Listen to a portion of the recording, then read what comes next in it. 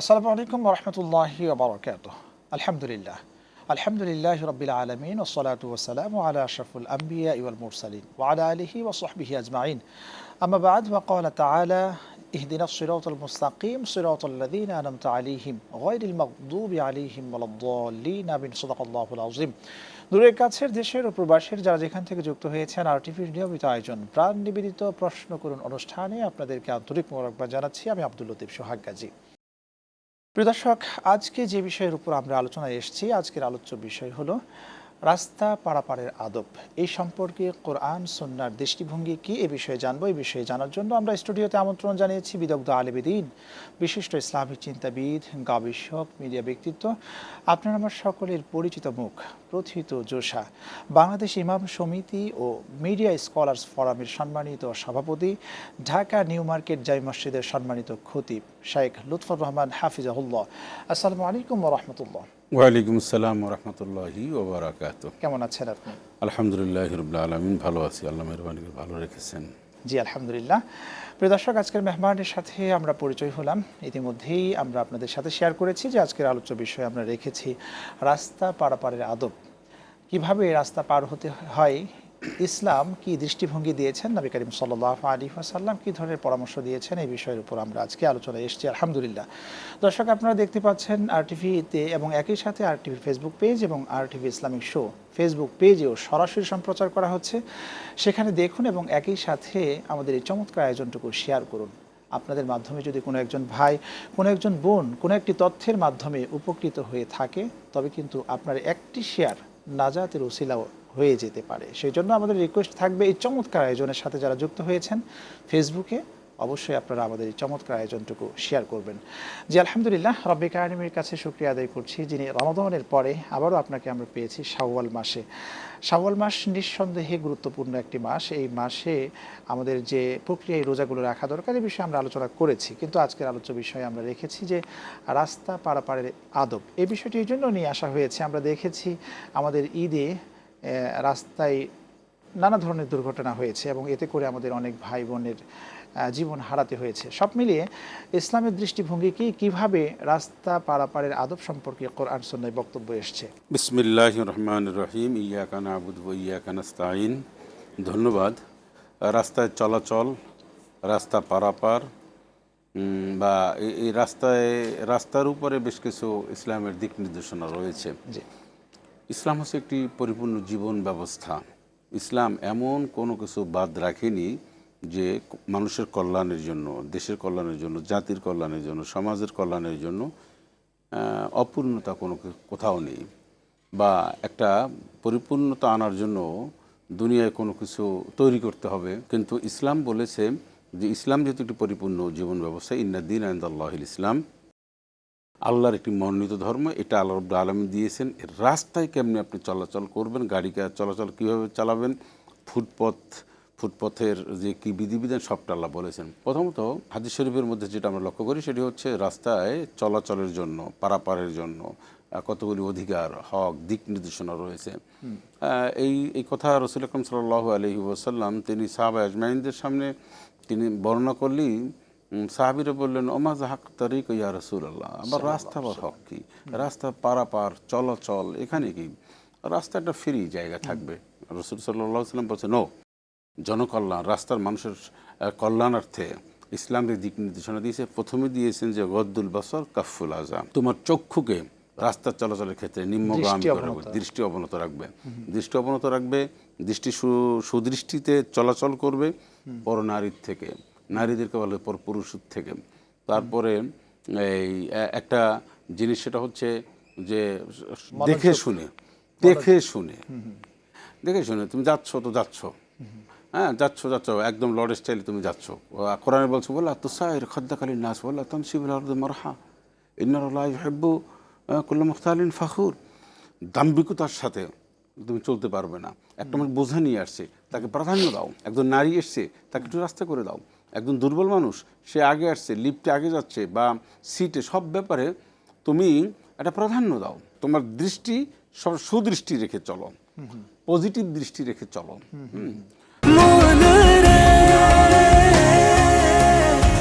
এভাবে ভরপুর বেঁচে থাকাটাই জীবন, আর জীবনের স্বাদের অনিবার্য সঙ্গী প্রাণ। তারপরে আরেকটা বলা হয়েছে গদ্দুল গফা, গদ্দুল আজা, গদ্দুল বাসর, অকাফুল আজা। এই অকাফুল আজা এটা এখানে কষ্ট, মানুষের কষ্টদায়ক কোনো জিনিস যদি পাও সেটাকে তুমি সরিয়ে ফেলো। এই নিজে কলাটা খেয়ে ছোলাটা রেখে দেয়, একটা বেলের ভাঙ্গা যদি দেখো, সুই দেখো রাস্তায়, হ্যাঁ, এগুলি করা যাবে না। আমরা অনেক সময় টিস্যু মিস্যু যা আছে একদম যত্রতত্র ফেলি। এটা না, পরিষ্কার পরিচ্ছন্নতা ইমানের অঙ্গ, আত্মহুর ছাত্রুল ইমান, এটা মাথায় রাখতে হবে। এই শহর, দেশ, গ্রাম, রাস্তা পরিষ্কার পরিচ্ছন্ন রাখা কিন্তু আসলে মূলত আমাদেরই দায়িত্ব নাগরিক হিসাবে। একজন সুনাগরিকের এইটাই হচ্ছে কাজ। আমরা নিজেরা কষ্টদায়ক বস্তু তো সরাই না, কষ্টদায়ক বস্তু আরও সেখানে রেখে দিই, মানুষের ক্ষতি সাধন হওয়ার সম্ভাবনা থাকে, এটা ঠিক না। আর একটা হচ্ছে ওকাফুল আজা হচ্ছে মানুষকে কষ্টদায়ক বস্তু, যেমন মানুষকে কষ্ট দিও না, মানুষ কষ্ট পায় এমন সব কাজ করো না। মানুষের কষ্ট থেকে তুমি মুক্তির জন্য, মানুষের কষ্ট লাঘবে তুমি কাজ করবে। অর্থাৎ একজন মানুষ একটা বোঝা উঠাতে পারে না, দিলে তুমি তুলে দিলে। একজন মানুষ পথ সে চেনে না, তুমি তাকে পথটা বলে দিলে, জিজ্ঞেস করলো যে কারণ বাজার RTVর অফিসটা কোথায়, এখন তুমি সুন্দর করে বলে দিলে। অনেক মানুষ আছে যে বলে দেয় সোজা যাবেন, সোজা ডানে গিয়ে বামে, বামে গিয়ে একটু ডানে গিয়ে আবার বামে, এরকম একটা পথ বলে দেয়। আবার এই পথগুলি ভুল বলে অনেকে, অনেক মানুষ জানে না কিন্তু এটা বলে দেয়, ওই সামনে যান, ওই পিছনে, এরকম না। আপনি যদি না জানেন, আপনি না জানলে আপনি বলুন ভাই আমি তো আসলে চিনি না, একজন ভালো মানুষকে জিজ্ঞাসা করেন, এটা একটা ভালো কাজ। এই দুইটা দিকের কথা আমি বললাম, গদ্দুল বাসর ও কাফুল আজা। এখানে গদ্দুল বাসরের ওখানে আরেকটি বিষয় আপনার থেকে জেনে নিতে চাই যে অনেকেই আছে যে কষ্টদায়ক বস্তু, কাফুল আজার ক্ষেত্রে বলি যে কষ্টদায়ক বস্তুগুলো রাস্তার মধ্যে রাখে, যেমন একটা অনেকে বিল্ডিং নির্মাণ করেন, ওর ইট পাথরগুলো, সিমেন্টগুলো, রডগুলো রাস্তার মধ্যে রাখে, তাদের জন্য কি বলবেন আপনি? না, এটা তো অবশ্যই ধরেন রাস্তা বন্ধ করে অনেক সময় দেখা যায় এই বাড়ি তৈরি করে, আচ্ছা বিল্ডিং তৈরি করবে, এটা করতে হবে, কিন্তু তার প্রোটেক্টেড যথাযথভাবে নিতে হবে, এবং যাতে করে মানুষের কোনো ধরনের কোনো ক্ষতি না হয়, এবং যতটা সম্ভব রাস্তার উপর বালু ফেলে রাখে, ফুটপাত বন্ধ করে দেয়, মানুষ হাঁটতে পারে না, দোকান দিয়ে নানান ধরনের হকার টাকার থেকে শুরু করে, তো এইটা একটা সাধারণ মানুষের কষ্ট যেতে হয়, এটা করা যাবে না। এই রিলেটিভ একটি প্রশ্ন, গুরুত্বপূর্ণ একটি প্রশ্ন যদি শায়েখ আপনি বলতেন। আমরা দেখছি এই শহরে, ঢাকা শহরের কথাই বলি, যে জুমার সালাত যখন আমরা আদায় করি সেই সময়ও কিন্তু আমরা দেখি যে রাস্তা বন্ধ করে রাস্তায় জায়নামাজ ফেলিয়ে মসজিদের সাথে লিঙ্ক আপ করে নামাজ যে পড়া হয়, এই ক্ষেত্রে কি করণীয়? দেখুন, ঢাকা শহর মসজিদের শহর, এই মসজিদের শহর, মসজিদের অভাব নাই। আপনি এমন মসজিদ রয়েছে যে 5 তলা কিন্তু 3 তলা সেখানে ফুলফিল হয়, আবার এমন মসজিদ রয়েছে যে আপনার বাসার কাছে মসজিদের 3 তলা, মুসল্লি সেখানে ভিড় জমায়। তো এই নামাজ, এইটা যদি মানুষের কষ্ট হয় ব্যাপকভাবে, তো সেটাও সমীচীন নয়। কারণ ঢাকা শহর মসজিদ শহর এই জায়গায় জায়গা না হয়, আপনি সময় নিয়ে অন্য জায়গায় যাবেন। হ্যাঁ, যত মসজিদ রয়েছে সবাই যদি যেখানে খালি জায়গা একটু দূর হতে পারে সেখানে গিয়ে আপনি নামাজ পড়বেন, কিন্তু মানুষকে কষ্ট দিয়ে সালাত আদায় করবেন, তারপরে নানান ধরনের জটিল সৃষ্টি করবেন, এটা তো প্রয়োজন নেই। আর একটা সমস্যা হচ্ছে কি জানেন, মসজিদে পর্যাপ্ত পরিমাণ জায়গা থাকার পরেও লাস্টে চলে আসে খুতবা শুনে, এসে যায় নামাজটা বিছিয়ে দিয়ে সবার আগে যেতে যাওয়ার এই টেন্ডেন্সি নিয়ে সবার আগে যাবে, আসবে সবার পরে, যাবে সবার আগে, এই টেন্ডেন্সি নিয়ে রাস্তাঘাটে নামাজ পড়ে, এটা ঠিক না, এটা জায়েজ নেই। আপনি মসজিদে পর্যাপ্ত জায়গা রেখে বাহিরে এরকম সালাত আদায় করবেন, এটা সালাতের বৈশিষ্ট্যের মধ্যে পড়ে। এবং এই ধরনের সালাতগুলোর জন্যই কিন্তু যে কথা আল্লাহ রাব্বুল আলামিন বলছেন, ইন্নাস সালাতা তানহা আনিল ফাহশাই ওয়াল মুনকার, সমস্ত অন্যায় কাজ থেকে সালাত বিরত রাখার কথা। এইভাবে সালাত আদায় করছি বিধায় কি আমাদের পরিবর্তন হয় না, বিরত রাখতে পারছে না? কি বলবেন? দেখেন, আপনাকে আমি বলি, সালাত আমরা আদায় করি, এটা জীবন্ত সালাত আমরা আদায় করতে পারছি না, ব্যর্থ সেখানে। আল্লাহ যে আয়াতটা বলেছেন সেটা ঠিকই আছে, আর আল্লাহ রাব্বুল আলামিন বলছেন যে ওইযা কওমু ইলাস সালাতি কওমু কুসালা ইউরাউনান নাস, মানুষ যখন এক শ্রেণীর মানুষ রয়েছে নামাজ যখন দাঁড়ায় তখন তার অলসতার সাথে নামাজ দাঁড়ায় মানুষকে দেখানোর জন্য। জুমার নামাজ পড়তে হবে, না পড়লে কেমন লাগে, বউ বলবে তুমি জুমার নামাজটাও পড়তে যাও না, ছেলে ফেলে বলবে, আরও অনেকে আছে তাই জুমার সালাতটা আদায় করতে আসে মাঝে মধ্যে। এই সমস্ত ইউরাউনান নাস, হ্যাঁ, এই সমস্ত মানুষ দেখানো নামাজ, এটাকে বলা হয় ফাওয়াইলুল লিল মুসাল্লিন, তারা অভিশপ্ত, ওয়াইলে যাবে, অভিশপ্ত, ধ্বংস, দুর্ভোগ, তাদের জন্য যারা এই সমস্ত সালাত আদায় করবে। জি আলহামদুলিল্লাহ, আপনার কাছে আরও শুনবো। খুব চমৎকার আলোচনা হচ্ছে, একটা বিরতি নিয়ে আসি। প্রিয় দর্শক, আপনারা দেখছেন RTVর নিয়মিত আয়োজন প্রাণ নিবেদিত প্রশ্ন করুন অনুষ্ঠান। সময় হয়ে গেল একটি বিরতি নেবার, আমাদের সঙ্গেই থাকুন, ফিরছি একটু পরে ইনশাআল্লাহ।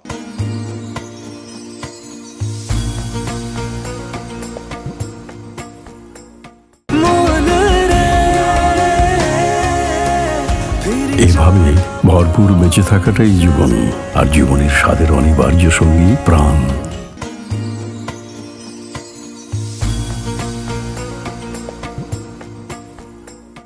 দর্শক, বিরতির পর ফিরে এলাম আপনাদের প্রিয় অনুষ্ঠানে। আপনারা দেখছেন RTVর নিয়মিত আয়োজন প্রাণ নিবেদিত প্রশ্ন করুন অনুষ্ঠান। আজকের অনুষ্ঠানে আমরা আলোচনায় আছি রাস্তা পারাপারের আদব সম্পর্কে আলোচনা করছেন শাইখ লুৎফর রহমান হাফিজাহুল্লাহ। আরেকটি বিষয় আপনার থেকে জানতে চাই, খুব ইম্পর্টেন্ট একটি বিষয়। আমরা যখন রাস্তা পারাপার হই সেই সময় দেখি যে বৃষ্টি আসে, বৃষ্টির পানি দিয়ে রাস্তা ভরে থাকে অনেক সময়, কিন্তু পথচারীরাও হাঁটে সেই সময়টাতে। যারা গাড়ি চালক রয়েছে তারা সেই সময় গাড়ি চালিয়ে এমনভাবে যায় যাতে করে আপনার আমার গায়ে কাদা বালি ছিটে চলে আসে। এই বিষয়ে বক্তব্য কি থাকবে? দেখুন, আমি তা একটা বলেছিলাম, ওলা তামশি ফিল আরদি মারহা। তারপরে আল্লাহ রাব্বুল আলামিন বলেছে ইন্নাল্লাহা লা ইউহিব্বু কুল্লা মুখতালিন ফখুর। এটা একটা গৌরব, অহংকার। সে গাড়ি যাচ্ছে, হুন্ডা যাচ্ছে, হর্ন দিয়ে মানুষকে কষ্ট দিচ্ছে। ও হয়তো এত হর্ন বাজাচ্ছে। আমি পৃথিবীর অনেক দেশে, আরব দেশসমূহ ঘুরেছি, তো সেখানে হর্ন একেবারে নিষিদ্ধ বলা যেতে পারে। আমাদের দেশে জ্যামে আটকে আছে, ট্রাফিক সিগন্যাল দিয়েছেন, তারপর পিছন থেকে সে হর্ন বাজানো শুরু করবে। এতে করে অনেক মানুষের ক্ষতি হয়। আর রাস্তার পানি বা অনেক কিছু যারা গাড়ি চালাবেন দেখে শুনে যাবেন, যাতে করে পথচারী কোনো মানুষের ক্ষতি না হয়, পানি ছিটে না যায়।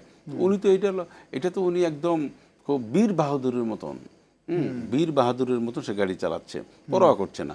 যে সে মনেই করছে যে আমি তো একজন স্বয়ংসম্পূর্ণ, গাড়ি আমার, বা আমি প্রাইভেটে চলছি, বা আমার এই দামি গাড়ি বা একটা হুন্ডা।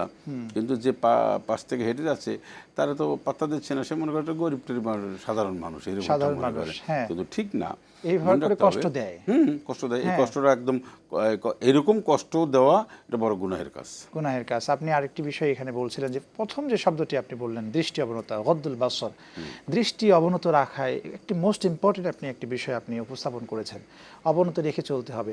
এখানে একটি বিষয় আমরা যখন দেখি রাস্তায় যখন পথচারী যায় এবং গাড়ি চালক যারা থাকে তার দৃষ্টি এমনভাবে রাখে যে গাড়ি চালাতে চালাতে ফোনের স্ক্রিনের দিকে সে তাকাচ্ছে, এইভাবে করে গাড়ি চালাচ্ছে, এবং গাড়ি চালাতে চালাতে ডানে বামে যে বিভিন্ন ধরনের বিজ্ঞাপনগুলো রয়েছে সেই দিকে তাকাচ্ছে। তার পেছনে যে প্যাসেঞ্জাররা রয়েছে তার পেছনে তো নিরাপদ বোধ হবে না।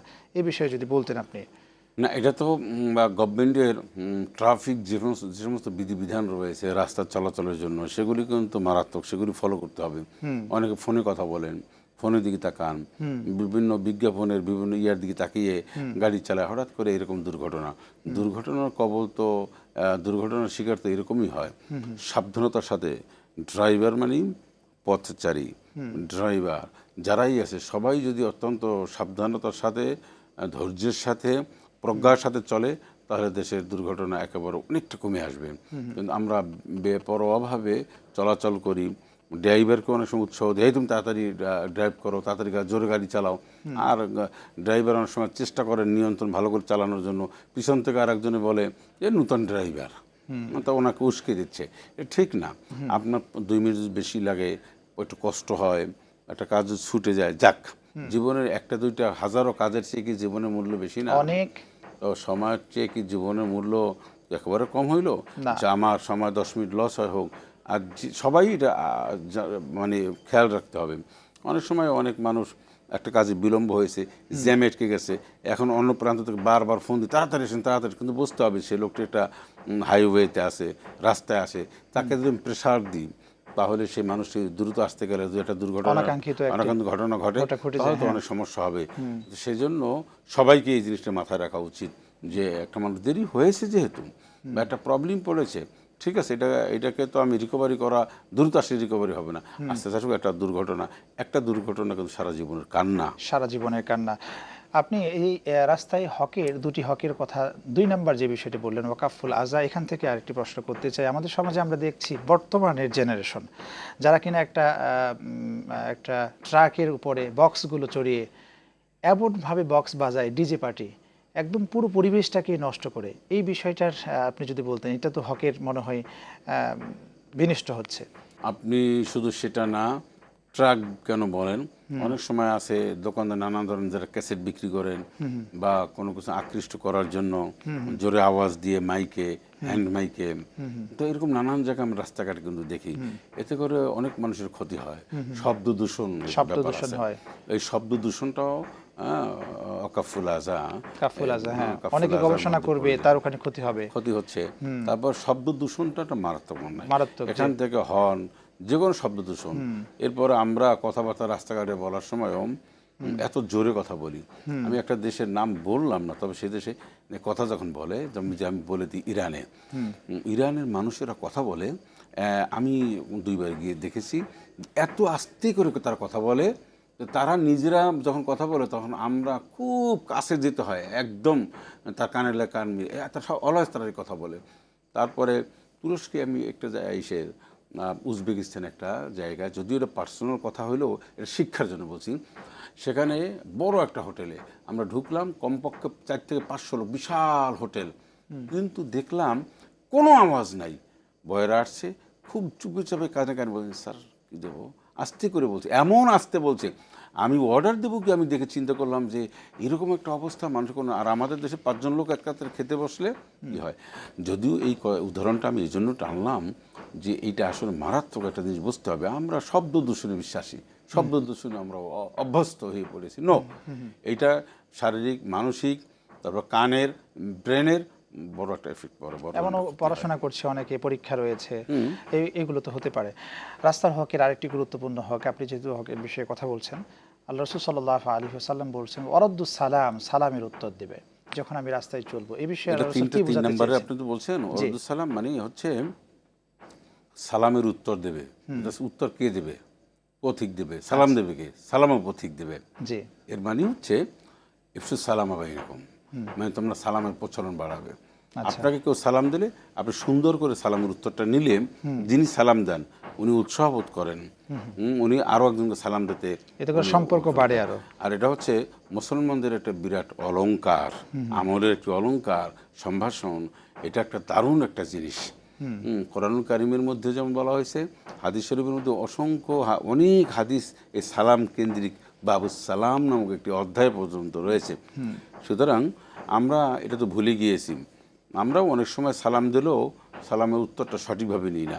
কিন্তু আপনি সালাম দেওয়ার পরে যদি সুন্দর করে সালামটার উত্তর দেন, তাহলে যিনি সালাম দিচ্ছেন এটা আনন্দ, উৎসাহ, এবং উনি মনে করবেন যে না, উনি আর একটু উৎসাহ পাবেন। সেই জন্য রাসূলুল্লাহ সাল্লাল্লাহু আলাইহি ওয়াসাল্লাম বলছেন, আব্দুস সালাম, সালামের উত্তরটা সুন্দরভাবে দেবে, কারণ সালামের উত্তর দেওয়াটা একটা জরুরি। জি, আলহামদুলিল্লাহ, খুবই চমৎকার আলোচনা হচ্ছে। আমরা আলোচনা শুনবো, আরও একটি বিরতি নিয়ে আসি। প্রিয় দর্শক, আপনারা দেখছেন RTVর নিয়মিত আয়োজন প্রাণ নিবেদিত প্রশ্ন করুন অনুষ্ঠান। সময় হয়ে গেল আরও একটু বিরতি নেবার, আমাদের সঙ্গেই থাকুন, ফিরছি একটু পরে ইনশাআল্লাহ।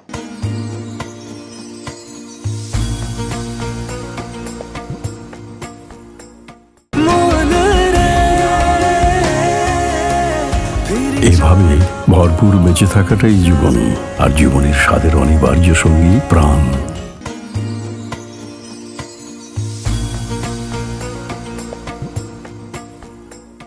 দর্শক, বিরতির পর ফিরে এলাম আপনাদের প্রিয় অনুষ্ঠানে। আপনারা দেখছেন RTVর নিয়মিত আয়োজন প্রাণ নিবেদিত প্রশ্ন করুন অনুষ্ঠান। আজকের অনুষ্ঠানে আমরা আলোচনায় আছি রাস্তা পারাপারের আদব সম্পর্কে। আলোচনা করছেন আজকে আমাদের সকলের প্রিয় প্রথিত যোশা লুৎফর রহমান হাফিজাহুল্লাহ। জি, আলহামদুলিল্লাহ, যে বিষয়ে আপনার থেকে আলোচনা আমরা শুনছিলাম, সালাম বিষয়ে আরেকটি প্রশ্ন আপনার থেকে জানতে চাই। আমাদের সমাজে আমরা দেখছি ইদানিংকালে আমাদের যে জেনারেশন তৈরি হচ্ছে, দেখা হলে প্রথমে hi hello, hi, good morning, good evening, good afternoon, এই একটা প্রচলন কিন্তু তৈরি হয়েছে। এই যে সালামের সংস্কৃতি, এই শিক্ষা কিন্তু আস্তে আস্তে একটা সময় এই সংস্কৃতিগুলো চাপা দিচ্ছে কি মনে হয় আপনার কাছে? চাপা দিক আর না দিক সেটা বড় কথা না, চাপা দেওয়ার কোনো সুযোগ নাই।